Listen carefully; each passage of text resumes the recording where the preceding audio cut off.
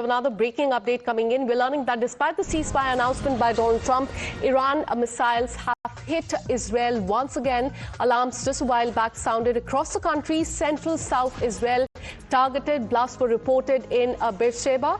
Attacks continue post the ceasefire announcement. Remember, after Donald Trump just 2 hours back announced a 2-week-long ceasefire, a series of launches from Iran have hit Israel. For the 5th time tonight, we're learning alarms were sounded due to the shooting from Iran. Alarms were activated in the central and southern regions of Israel. Forces were rushed to the scene in the city of Tel Aviv as well, following a report of a damage to the structure there. Damage was also reported in the city of Beersheba. So far, no deaths have been reported, but this is quite concerning as 2 hours after the ceasefire announcement by Donald Trump, Iran continues to hit Israel. At least that is what Israel is mentioning as of now. Srinjoy, take us through the details because the ceasefire is in place now.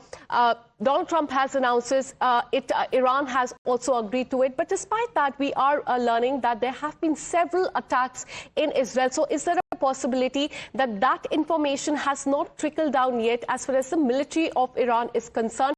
And that is perhaps the reason why they still continue to attack Israel. Or is there no ceasefire between Iran and Israel, or just the one between Iran and the US? What could be the possibility? No, there's a ceasefire all sides. And let's hope these were the last 3 or 4 missiles to be launched. Because even after Sindoor and ceasefire was talked about, you found a few attacks, a few isolated attacks from the Pakistani side. So let's hope that these were the last 3 or 4 missiles fired by some hothead. And now the ceasefire will hold, because the ceasefire is important for both sides. No one wants some kind of apocalyptic event. So it's very important that both sides have come back from the brink. First of all, if there was no ceasefire, you have to look at it from the other side. What if there was no ceasefire? Today, we would be talking about all the power plants that have been hit, the fact that Iran was in darkness, the fact that Iran was hitting power plants, oil refineries, and desalination plants in the Gulf regions. Now, not to speak of striking tankers. Now, would this have been a particularly good idea? Because the entire area would have been dark except for the fires that would be burning. Now, vis-a-vis the attacks. Now, that has been avoided. And just think, can you imagine a strike? And President Trump talked about ending a civilization. And we have come back from the brink. And today, 14 days of peace will allow both sides, Sena heads, to sit down and try and find a way to have a longer ceasefire. That's the primary objective, a longer ceasefire.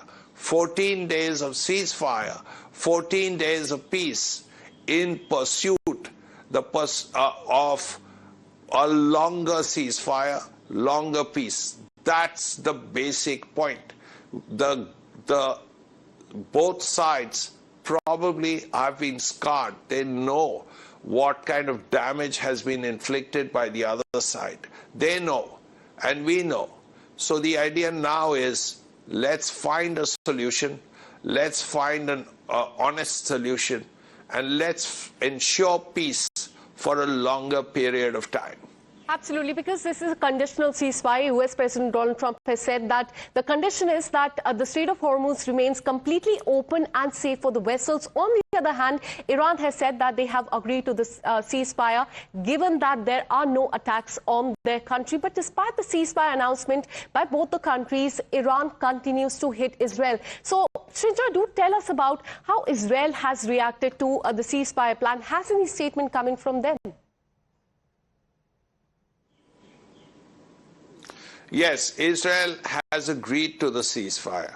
That's the bottom line, because it would be odd for Israel not to agree to a ceasefire that President Trump and the Iranians have already cleared. So yes, Israel has accepted, and we've heard from the Israelis also that the ceasefire is on, minus these isolated missile attacks, which hopefully will cease very shortly.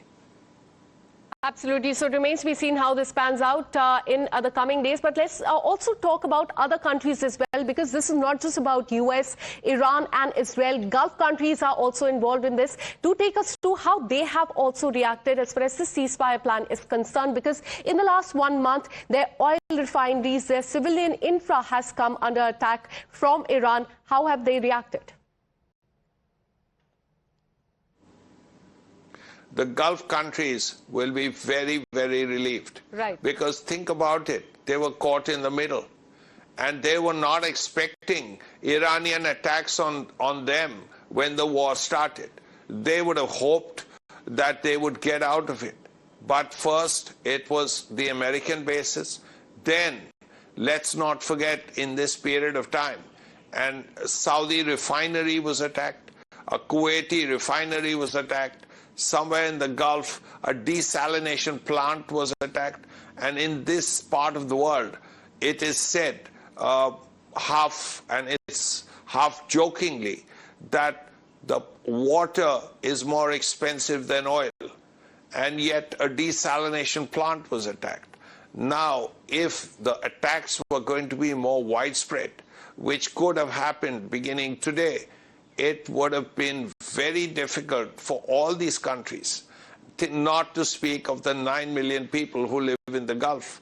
Whoever knew in Dubai that they would be attacked, and the fact that so many people have left the country, all the Gulf countries and come back to India is a sign of insecurity. Absolutely. Now today, at least there is an option to build back and ensure that this doesn't happen again. Absolutely. There will be a sigh of relief as far as the Gulf countries are also concerned. I'll come back to you once again. We have another